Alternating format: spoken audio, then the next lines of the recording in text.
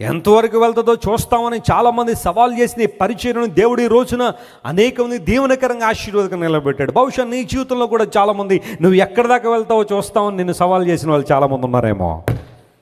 యోసేపు నిలబెట్టి దేవుడిని నిలబెడితే కనీసం బహుశా నీ కుటుంబ సభ్యులే గుర్తుపట్టలేకపోవచ్చేమో దేవుడు నేను తీసుకెళ్లే స్థానం ఎంత ఉన్నతమైందో.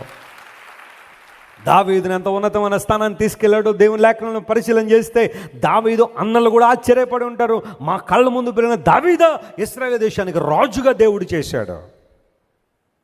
నీ ఎదుటనున్న శత్రువులను వెళ్ళగొట్టగలిగే దేవుడని భయము, ఆందోళన, కలవరము, ఒకవేళ నిరుత్సాహము, నిరాశ ఈరోజు నేను పట్టి పీడిస్తూ ఉందా? ఒకలాంటి సోమరితనం నేను పట్టి పీడిస్తూ ఉందా?